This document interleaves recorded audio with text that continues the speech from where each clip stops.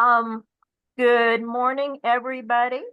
And I will read the disclaimer that should be get read at all GAE meetings. So welcome to our GAE lunch bunch. And while we welcome all public school employees, this event is only for GAE members and GAE staff. So if you are not a GAE member or part of GAE staff, please sign in by putting your name, personal email address, and phone number, and school system, if applicable, in the chat to me. And we appreciate your interest in GAE, and we hope you will join our organization by visiting joingae.org. And everyone, please note you must receive prior permission from the GAE Executive Committee or the GAE Executive Director before recording or any audio or video of this meeting. And social media posts concerning this meeting shall not contain information about the specific content of the meeting, although the sharing of general information about GAE and GAE events is encouraged. And please be courteous to all other attendees and request their permission before posting photographs containing their images. And if you have any questions about social media postings of GAE events, please contact the GAE Executive Committee or the GAE Executive Director. And again, so glad everyone is here today. I'm hoping eventually we have a recording of that whole announcement we can just play, and it has graphics and music behind it, but I'm not in charge. I am Karen Solheim. I'm GAE retired secretary. And with us today is Cole Archer, who's going to talk to us about memory matters. And Cole had said just a minute ago that if you have questions, if you'll put them in the chat, and then we'll circle back around to the chat at the end and see if we can get those questions answered. And Cole, I'll let you do any kind of background information you'd like to. Cole's coming from Columbus, Georgia today, correct? Am I correct in that? Yes, ma'am. Okay. And hopefully we will all learn something that will help us remember something, because I get tired of writing things on the corner of my hand. So Cole, you're on, and thank you so much for being here. No, of course. Thank y'all for letting me come. I should really start doing these Zoom meetings more. I think y'all are fortunate that you don't have to leave your room and still get the same presentation regardless. I'm our marketing and communications person. We are a Alzheimer's and dementia neurology practice as well as a research clinic. And the research clinic aspect of our company is really taken precedence in recent years. And I think that a lot of you would be surprised to know that there is some hope for Alzheimer's disease now, and that in this decade there has been FDA-approved medications that have shown the ability to slow the disease down in many cases. So we'll certainly start to discuss this as I go through this presentation. And Ms. Solheim, no worries either way.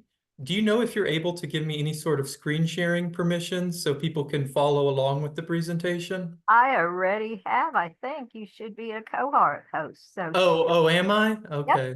share on and call me Kieran too, Okay, please. sure thing. Thanks. Is it letting you screen share? Let me see.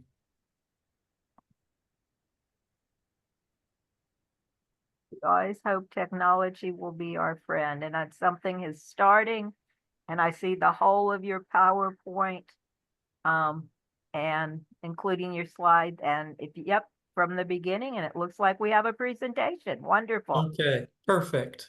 So like I said, I am our kind of marketing and communications person to just kind of really be a community liaison to just share the general information about the state of Alzheimer's disease and research so that everybody is properly educated so that they can make the best decisions for themselves. I think a lot of people have assumed their whole life, and for good reason, there hasn't been many treatments, that this disease is something that you're kind of at the mercy of your own genetics for, and you just kind of wait around and see, and hopefully that the disease doesn't affect you the same way it might have affected a certain loved one that you remember. But truthfully, Alzheimer's disease, like a lot of aspects of our health, is a bit more complex than that. And there are certain things that we can do right now to kind of just give ourselves the best chance to lessen that cognitive decline as we age and to prolong how long our mind can still be how it was before. So why talk about Alzheimer's disease at all? It's incredibly common, despite how taboo it is in certain conversations. An estimated 6.7 million Americans above the ages of 65 live with Alzheimer's disease, and it's the fifth leading cause of death among people of that age demographic as well. And one of the main reasons we really want to just lessen the taboo of the conversation is because anybody that's blessed enough to see 90 years, there's a nearly two-thirds chance that there's going to be some level of Alzheimer's disease present.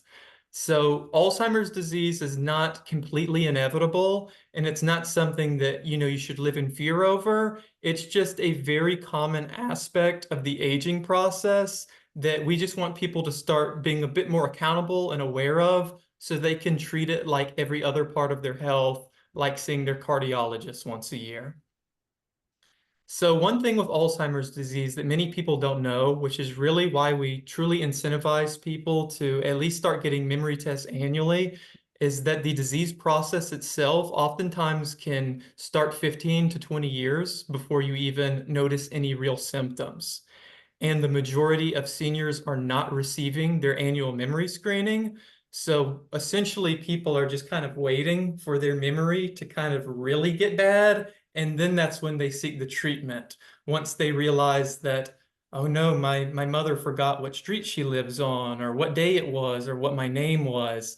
Unfortunately, as you can see by that statistic there, by the time that happens, chances are that person has already been struggling with the disease for years prior.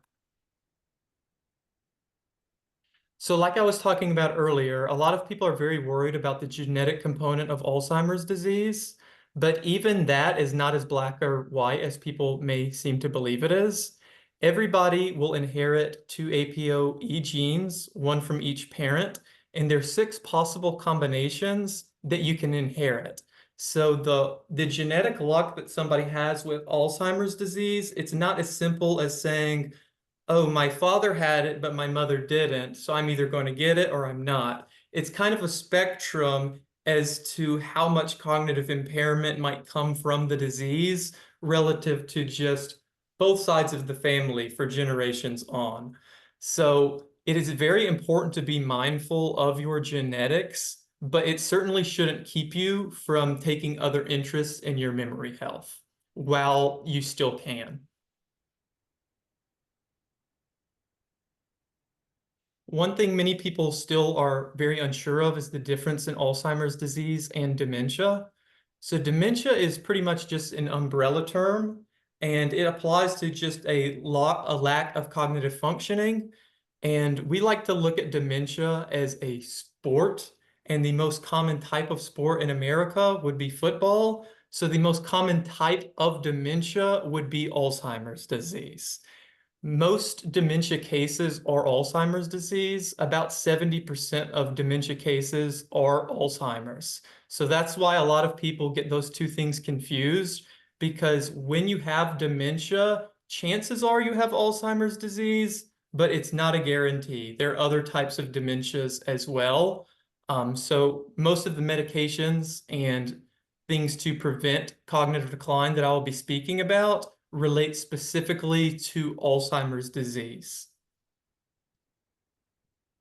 And Alzheimer's disease itself, it's an irreversible disease in which the brain cell connections and the cells themselves, they start to die off, and eventually your mental functions will start to lessen the more that these brain connections start to wither away.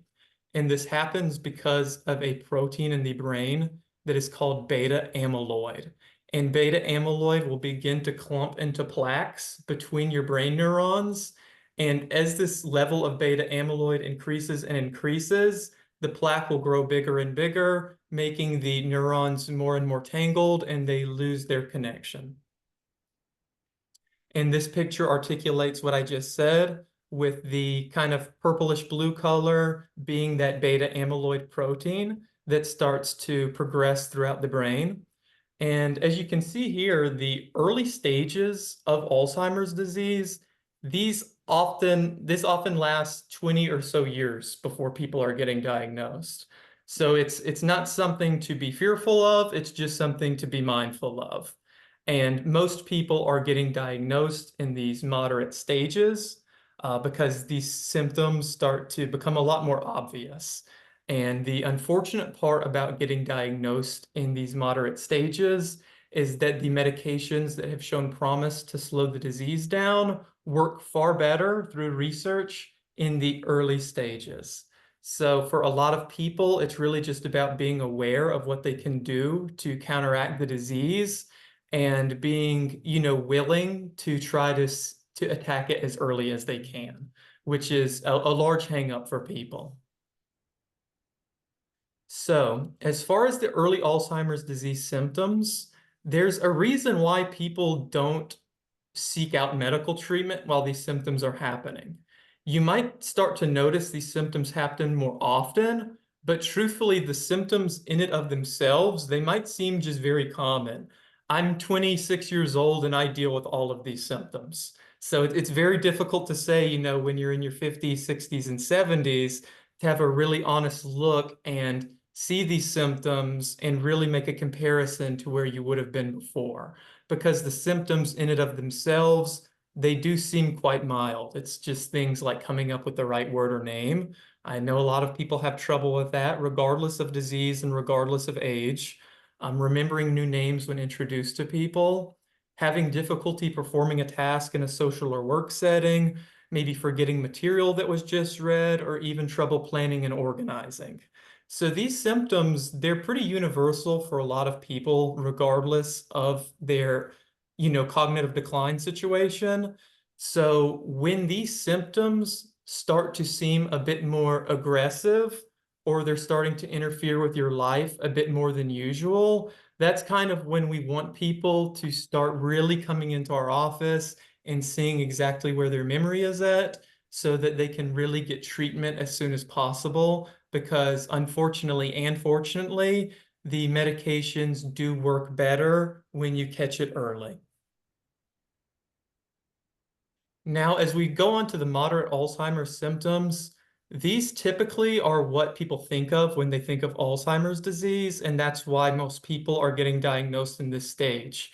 The disease really goes from executive functioning challenges that are always present to really being almost a mood disorder. People's personalities and behaviors really start to change, and that's when the disease starts to get a lot more obvious. People might be confused as to what day it is or where they are. They might even need help choosing proper clothing. It might be the middle of January and they're wearing a tank top and some shorts. So those certain kind of alarms are usually red flags that there's been some sort of cognitive impairment up to this point. And the feeling moody or withdrawn is also very common.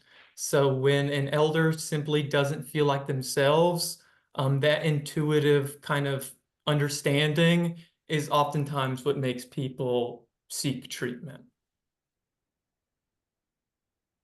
And the moderate Alzheimer's disease symptoms, they expand beyond that to trouble controlling bladder and bowel movements. Wandering is very common as well as, sundowning, which you hear a lot about with severe mood changes as the day progresses.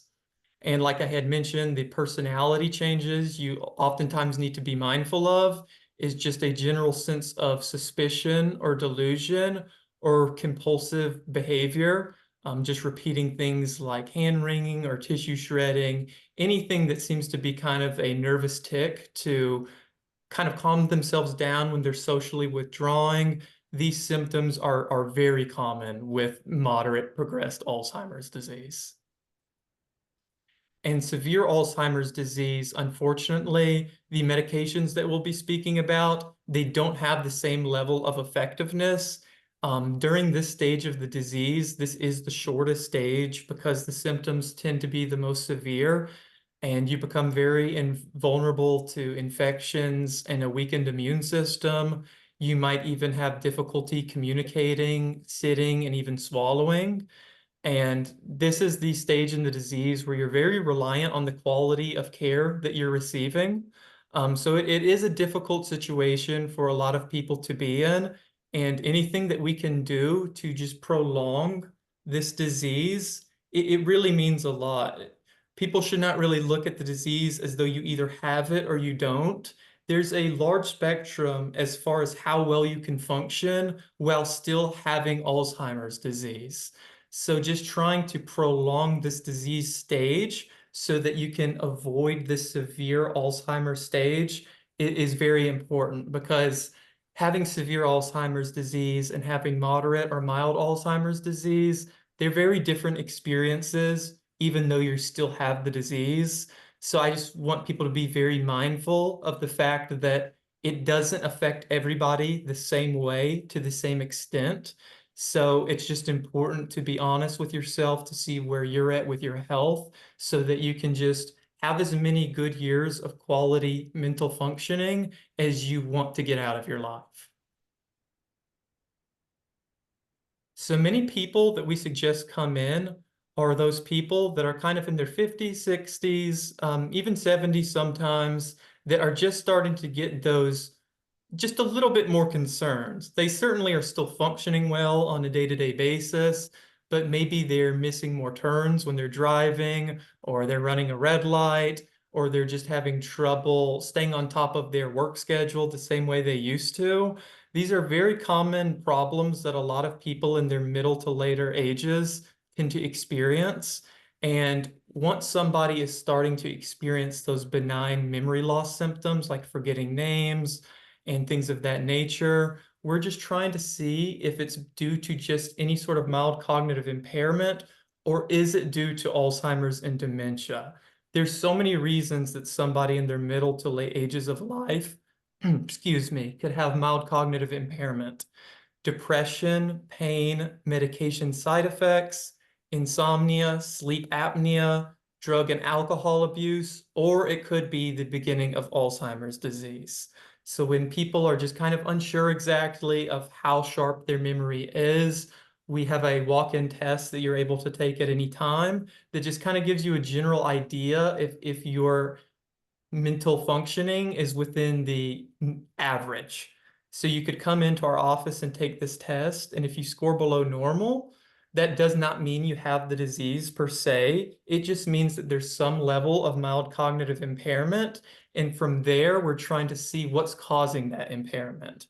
Hopefully, it would not be Alzheimer's disease, but that's why we have PET CT scans to try to get to the bottom of whatever could be causing this impairment. So there's been a lot of research on Alzheimer's disease over the past 30 or so years. And many people, like I had mentioned, for good reason, they don't really think there's anything you can do to slow down Alzheimer's disease. And fortunately, as of 2021, so it's incredibly recent, people have been wondering, if you remove that beta amyloid protein that we were discussing, would that slow the progression of the disease? And fortunately, after, excuse me, 20 years of research, the answer is actually yes. If this protein can be removed to the brain to any capacity, there is a far greater chance that symptoms of the disease will start to alleviate and the disease will progress much slower. So right here, you can see that the Alzheimer's protein, that beta amyloid, is shown here in red. And essentially what these research medications have shown is they're called monoclonal antibodies, and they're able to remove protein. So that harmful protein, the beta amyloid, that starts to accumulate in the brain, these medications are able to essentially suck the protein out, and they do still come back, but they do come back on average at about 25 to 30% slower. So when you're on this medication, your disease, hopefully the research is showing that for many people, their disease will slow by about a quarter to a third. And when you think about how much Alzheimer's disease changes depending on which stage you're in, that 30% slowdown, depending on when you start the medication, it could save you from ever going into that stage that you would have been in if you did not, seek the treatment to get on the medication. So it's not a cure by any means, but it is able to slow down the process that for many people is inevitable. So for many people, since it is inevitable, the best plan of action would be to slow it down to the best of your ability. And like I had mentioned, there's been 3 FDA-approved medications that are actually disease modifying. And you might wonder what makes these medications different from the medications that have been prescribed by neurologists for all these years. So many of the medications that are prescribed by neurologists, they help treat your symptoms, but they do not slow the disease itself down. So Alzheimer's disease, especially as it progresses, causes a lot of agitation. So you may get a medication to make you less agitated. A lot of times people with Alzheimer's disease, their mind's not as stimulated. So you might get a medication to stimulate you a little bit more. But none of these things are actually working to slow the disease down. The medications only work to make your disease more tolerable on a day-to-day basis. So these medications, the fact that they're actually able to slow the disease down has been the biggest breakthrough by far since studying this disease. So like I had mentioned, not only are we just a general neurology practice, but we are actually a research clinic. And these research clinics are not just everywhere. We do have one in Emory in Atlanta, but if that is further than Columbus, then Columbus might be the closest one. So unfortunately, with these medications, since they're so new, even with insurance, to have them commercially prescribed is unfortunately not realistic for a lot of people. So there is kind of a loophole to access these medications for free by entering a research study. And we do have an appointment where you can essentially come in to get your memory evaluated for free to see if you would qualify for any of these research studies. So you would come into our office, you'd meet with our nurse, she'd evaluate your memory, and she would see if you fit the protocol for any research study. And if you do fit the protocol, we would arrange a visit for you to have blood work done to see if you carry the disease. If you do, then we would suggest that you stay in the study to do all you can to slow the disease down. But if the blood work comes back and you do not have the disease, essentially we just ask that you come in once a year to just get your memory reevaluated. So once there is any sort of decline, you're able to join as soon as possible. So I know research studies are ultimately what the scientific community at large are really trying to push, but there are a lot of things that you can still do in your day-to-day life that actually are very beneficial for your memory.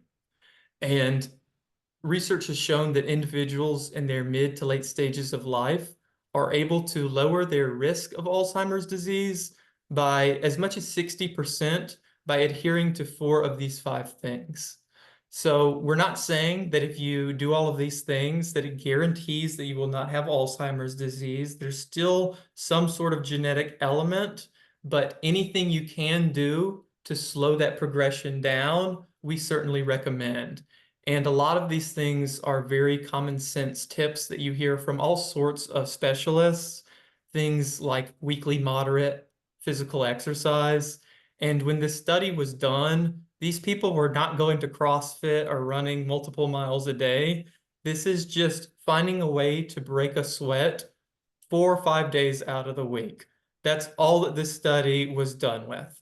So if you can just break any sort of sweat 4 to 5 times a week, that has shown great ability to slow cognitive decline, especially when put in conjunction with not smoking, which you've heard a bunch, light to moderate alcohol consumption, which you've also heard a bunch, and a brain healthy diet, which is oftentimes difficult. The Mediterranean diet has shown the most promise as far as being cognitively healthy.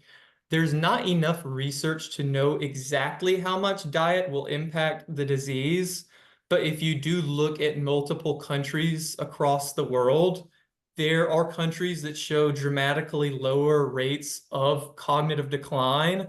And, it would be certainly wise to assume that a lot of that could come from diet and things of that nature. So healthy fats are always seen as very good for cognitive decline, things like salmon, avocados, nuts, etc., as well as fruits that are high in antioxidants. So antioxidants and healthy fats are kind of just your closest cheat code to trying to implement some sort of brain healthy diet. And the last thing that is my favorite as far as trying to slow the disease down is just remaining cognitively engaged, which everybody here is doing right now. So the more that we socialize, the more that we challenge our intellect, the more that we interact with the world around us, we're able to stimulate our mind much more.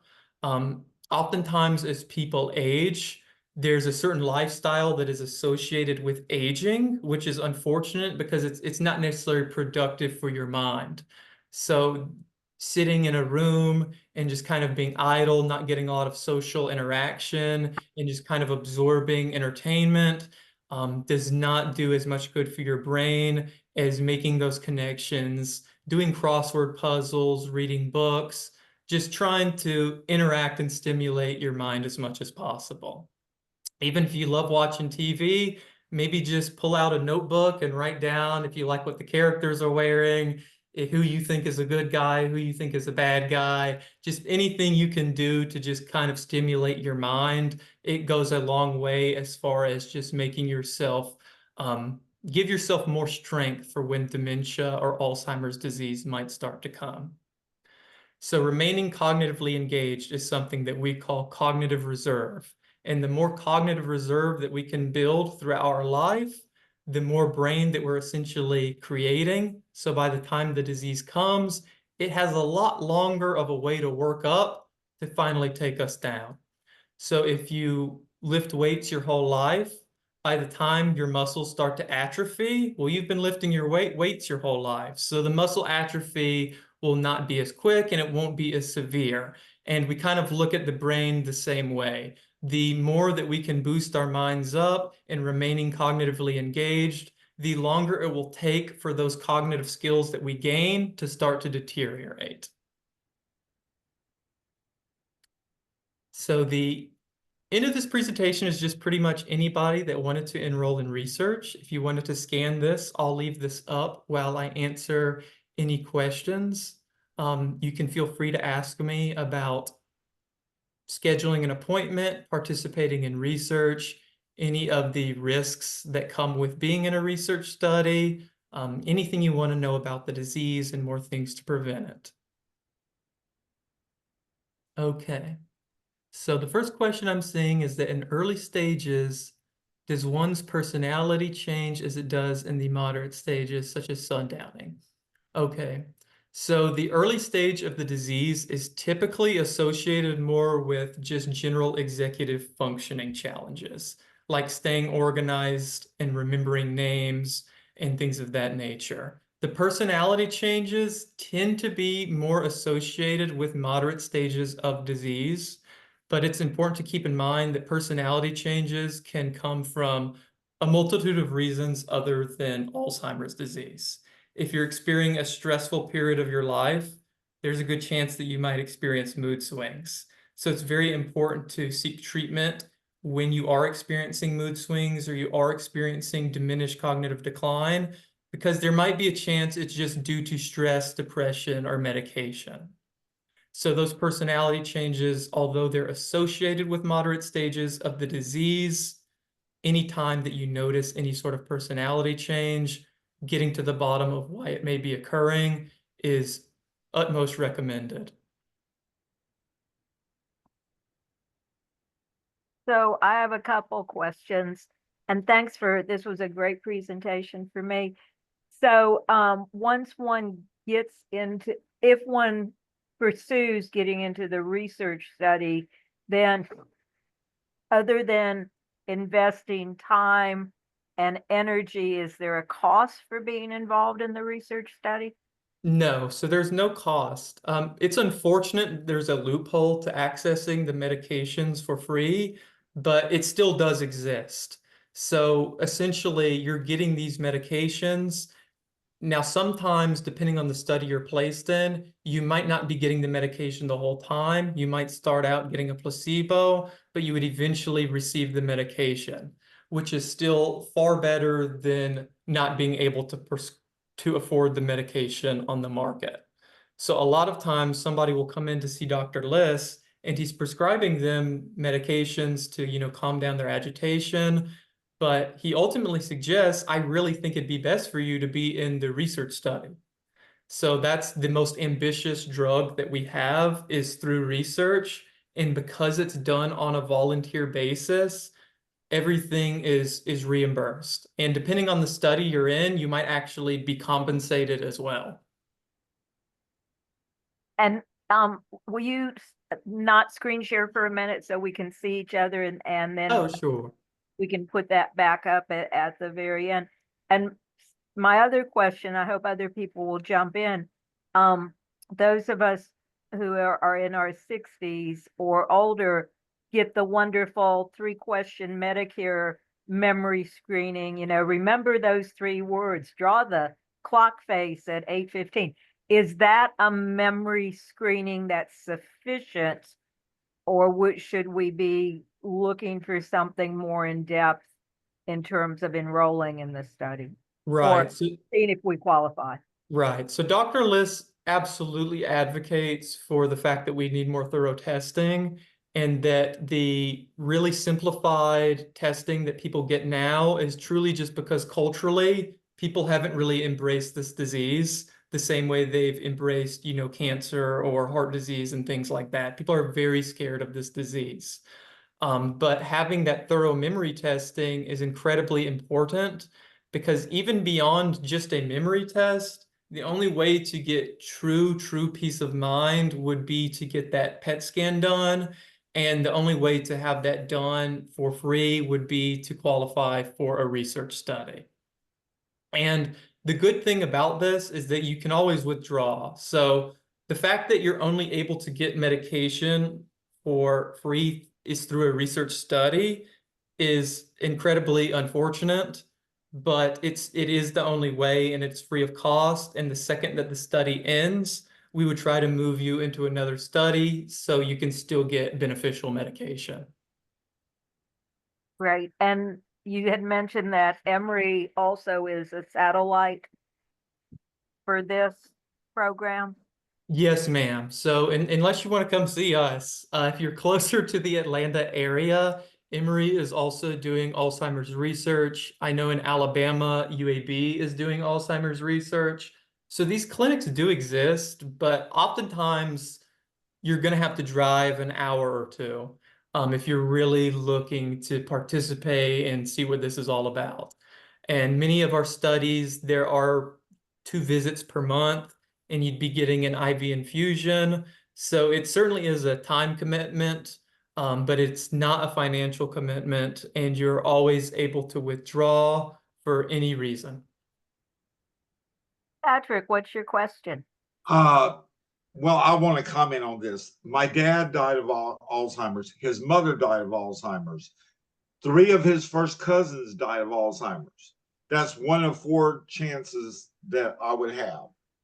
I'm not worried so much about that because I think my mind's cognitive development. But what I wanted you to comment on is the chances. Plus, I noticed that when my dad was in the moderate stages and he was forgetting things, it's amazing how the mind works because we saw it at home, but all my relatives, when they saw dad, they thought he was perfectly normal Mhm. because the mind does weird things. It kind of fools, like, may not know the name, but he would say, "Oh, hey, sweetie," and all like this. You might remember the face, but not the name.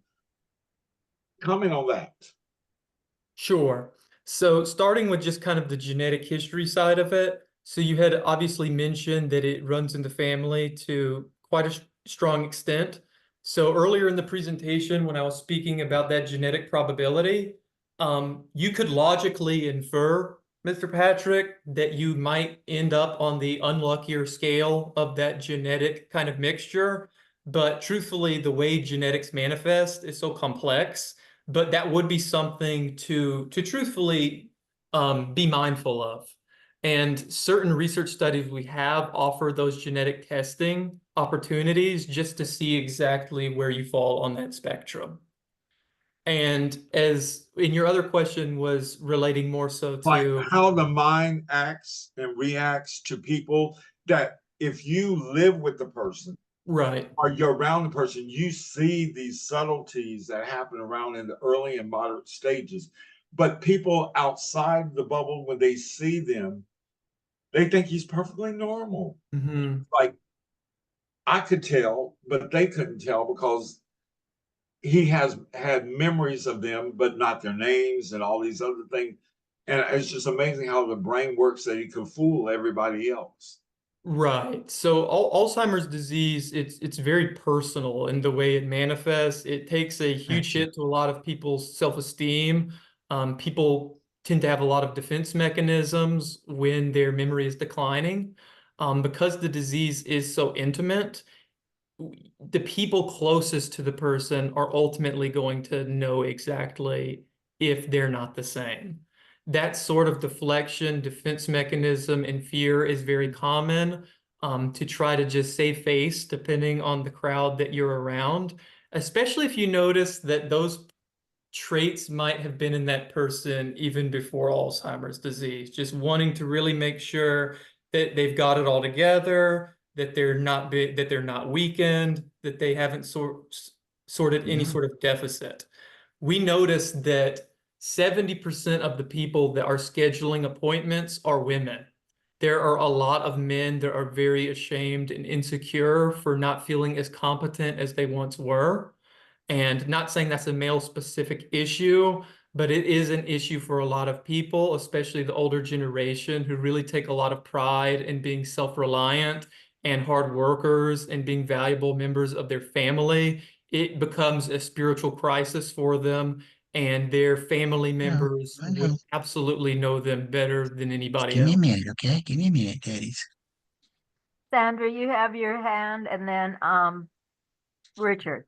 So Hey, Sandra, Cole, good to see you Good again. to see you. I've noticed you since about the past 25 minutes. Okay. Question. I don't know if you talked about it or not, but is there a blood test to see if you have the marker for the disease? Yes, so if you wanted to get this test done just by seeing the neurologist, you would have to pay for it. I'm not sure exactly, just depending on the insurance. The good part about getting it through the research study is that you're able to get the blood work done for free. The only bad part about that is you have to qualify for the study. So when you come in to schedule this appointment to see if you qualify for the study, if you don't, we try to bring you back within 6 months so we can get you in one as soon as possible because it's the only cost-effective way to find out if you carry the disease. So what Ms. Good Hawthorne girl, hold just on. asked, if you come in and you pre-screen for research, you would not be getting that blood work done in your first appointment. You would be coming in to get your memory evaluated to see if you'd qualify for the study. And then that next visit is where we would do the blood work. And then we would eventually call you back, let you know what your results were, if you're going to end up qualifying for the study or not. hey Richard, do you have a question? Hey guys, can you hear me? Yeah. Okay. I went on the website that you had there on the QR code, and it directed me, of course, to the Columbia site. How do we get involved with the site at Emory? Do we do that through the Columbia? So for Uh, Emory, just purely because I'm not associated with them, I don't know exactly how to call them. I just referred so many people to them. If you have any issues getting in contact with Emory, I'd be happy to kind of act as a middleman. But as far as scheduling with them, we definitely need to try to seek that out through them as opposed through us because we don't really have any affiliation. Oh, okay. Do you have like a phone number or a web source or anything we can go to? For Emory specifically? Yes, sir. Yes, sir. And if you guys would prefer me, I can just put it in the chat. Yep, if you'll do that, that'll be great. Okay. And I'm with you, Richard. Emory is closer to me than Columbus. No offense, Sandra. Right. Okay. So I'm this taking. number that I just sent in is specifically for Emory Alzheimer's research enrollment. So this number, they'll already kind of know exactly what you're looking for. Okay. Thank you. Of course. Other questions?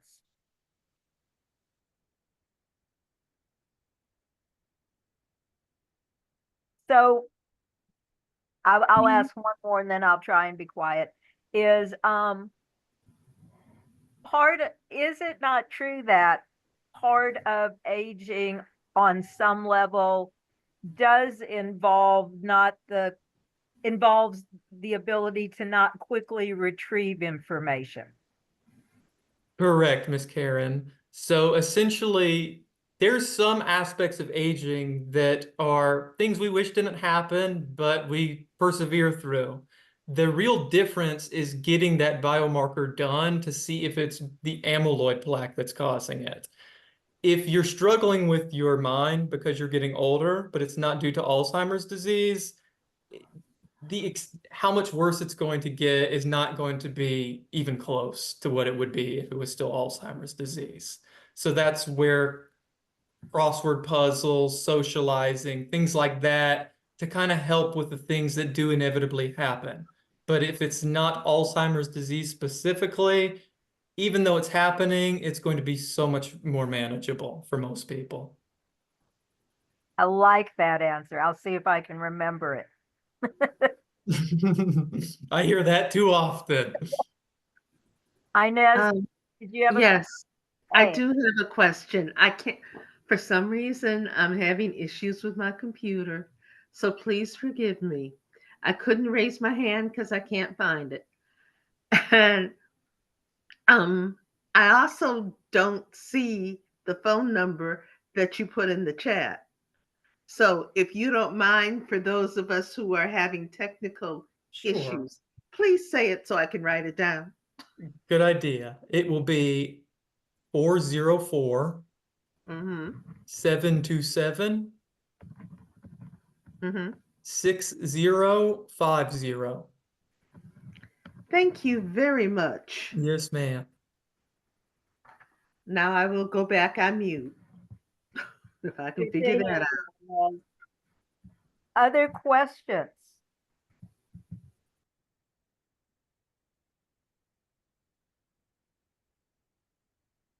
Well, I think I've waited the obligatory 7 seconds for people to respond. And Cole, I just want to say thank you.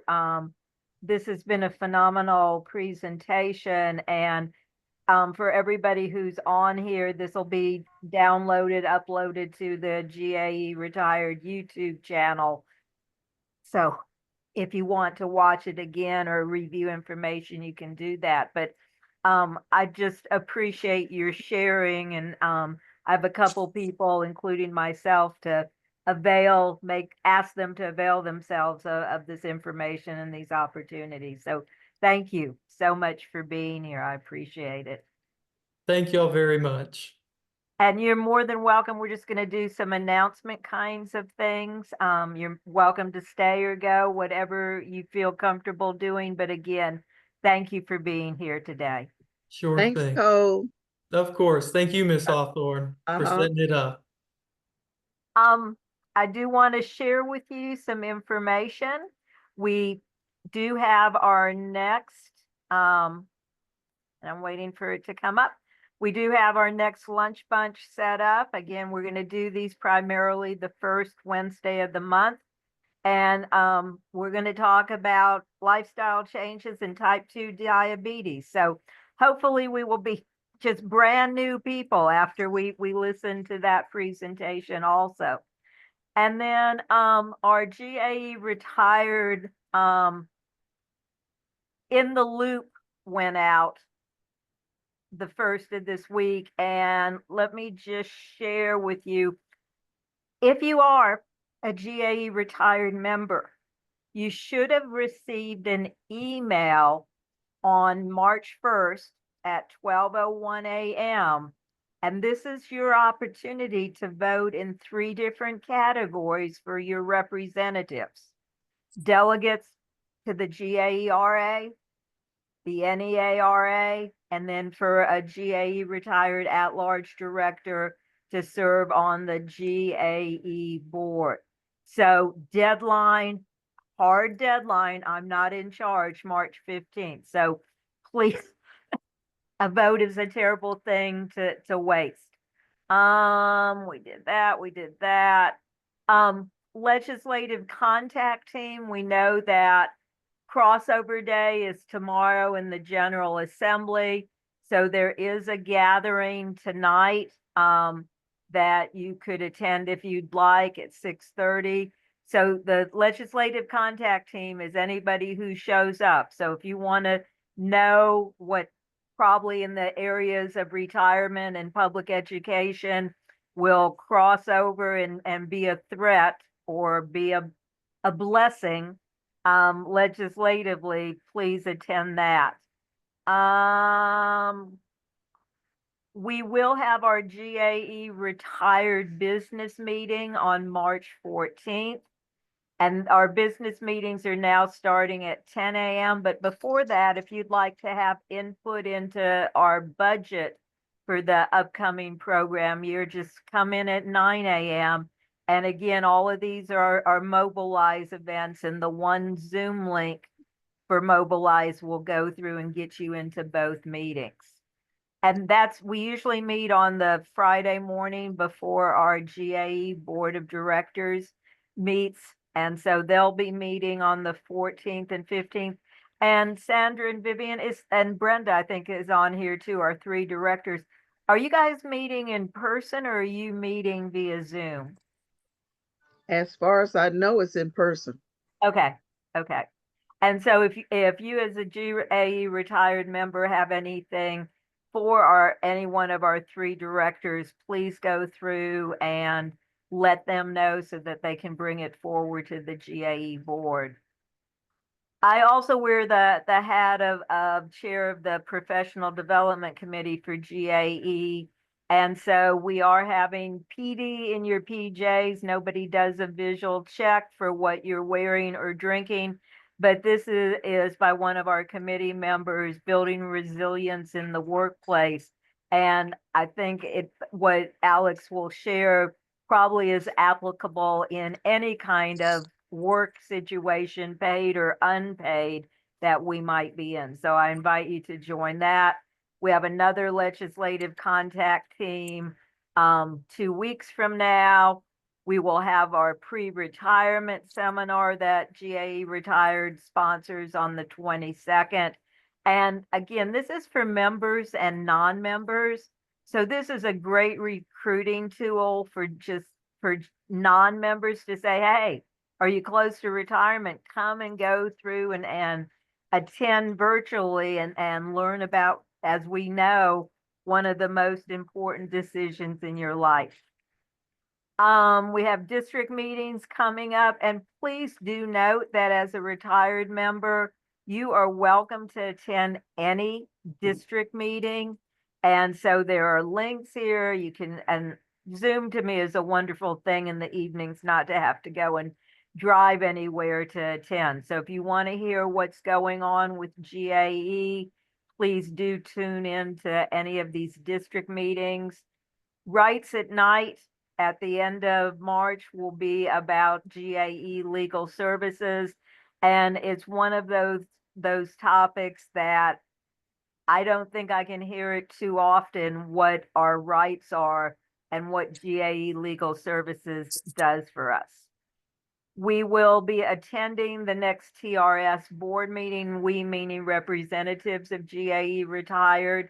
You are welcome also to that meeting. Our GAE Retired TRS monitor, Lisa Underwood, does a great job. You can click on here and read her report and consider running for public office.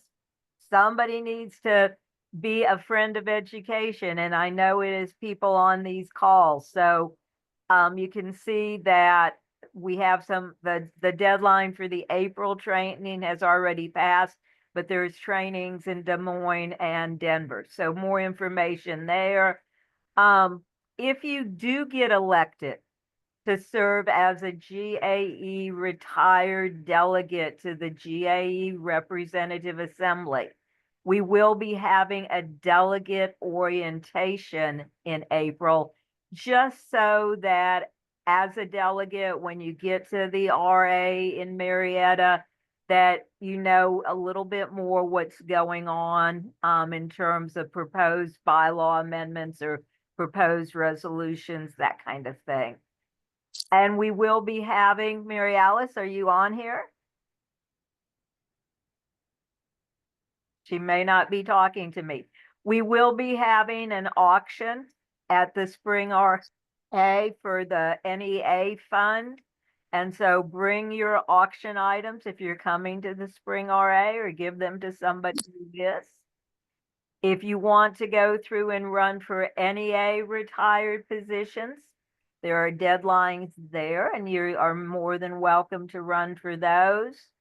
And when we have our all-member conference right before the GAE Spring RA, we're going to be, anybody, if you are a GAE retired member, you come to the all-member conference if you are willing and able. And we will be electing 2 positions for the GAE Retired Executive Committee. We will need a treasurer, and we need somebody to go through and be the public relations communications chair. And you can, Karen, if I can just interrupt just a second, if anyone's interested, send it. I'll put my information in the chat. I am the nominating chair for our retired positions. So if and anybody's interested in those 2 positions, email me. Thank you. oh, thank you, Sandra, for serving. Uh-huh. And hopefully too, the information's also on this slide. So please do let Sandra know the GAE Retired Executive Committee is a good group of folks, and we get some things done. So consider serving. And again, we hope all members will come to our all-member conference. And again, it's going to be in Marietta at the Marietta Hotel and Conference Center. So please register in advance. And again, all of these are on Mobilize. And then we have the Spring RA. And we will be doing our GAE Retired Books and Bears initiative for the Spring Representative Assembly. So bring a teddy bear. They're cute. They make people happy. Bring a book, if you would, please, and we'll give the books and bears to local public elementary schools. And I think the only other thing, and not that any of this is not good information, but if you are not going through and receiving in the loop, number one, check your spam, because we mail in the loop to GAE retired members and pre-retired members at the beginning of each month. And usually, if anything, there'll be a mid-month in the loop. But if you don't have your correct membership information on file with GAE, you need to go through and update. If you did not get that ballot to vote for the GAE retired positions that are now open, you need to contact Nicholas Gardner. But on this one, if you just click, and the URL is just really simple. It's gae.org/update. And please go through and update. I just sent out a text message, not that I ever multitask during anything, but I just sent out a text message to GAE retired members about the elections. If you didn't get that text message in the last hour, your cell phone information, your mobile number is maybe not on file. So again, GAE Retired has a lot going on, but if in this age of telecommunications, if the information isn't on file with GAE, we can't go through and communicate with you. So I am through with my announcements. Does anybody else have anything that they would like to share for the good of the whole? I would, Karen, I would like to thank you and Sandra for coming up with this whole idea of the lunch bunch. I think it's a great way to communicate. And as president, I appreciate all you do. And I appreciate all of our members that come online to participate. Keep up the good work. And thank you all for being members. Thank you, Patrick. Richard? Can you hear me? Yeah. Okay, two questions. Do you know when we'll be able to register at the Hilton Hotel? I am For not LA? involved in that. My gut feeling is that as soon as the election window closes on March 15th, then they'll Okay. start opening, but that would be more in GAE communications.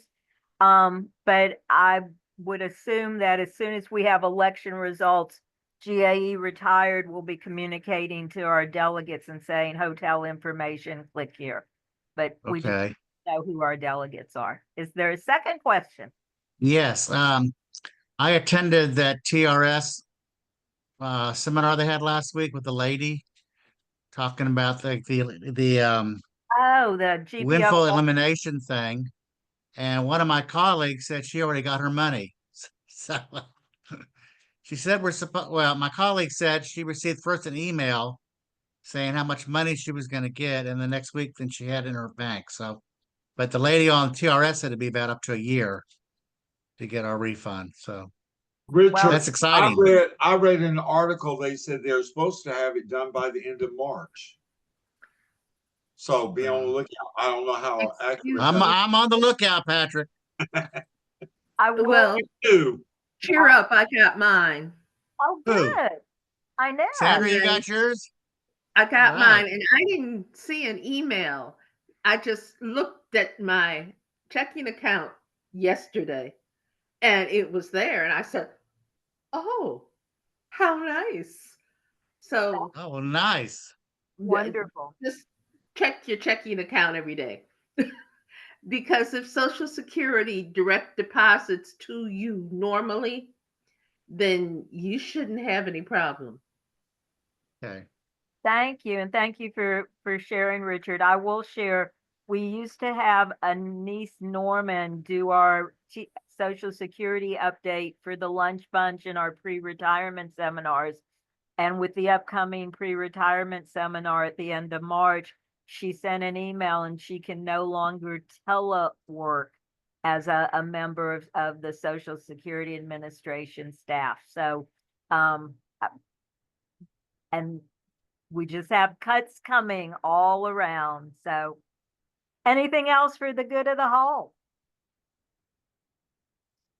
Friends, thank you so much for being here. I hope our paths will cross again soon. And thank you for everything you have done and do for public education. Sandra can share that she was thing 2, I'm assuming, Sandra? Thing 1. Oh, okay. For today's Read Across America. So we may have left our position, but we haven't left our profession. So thank you so much, GAE and GAE-Retired. Have a great day. Thank you. All right. Bye-bye. Bye, everybody. Hi. Karen. Thank Yeah. you. Karen, this is Cynthia. Can you hear me? Yes. What time did you send that email? What email? Which one? Cynthia, you've gone away. Hello? I think she was talking about a text message. I didn't get it either. This is Pam Griffin. Oh, hey, Pam.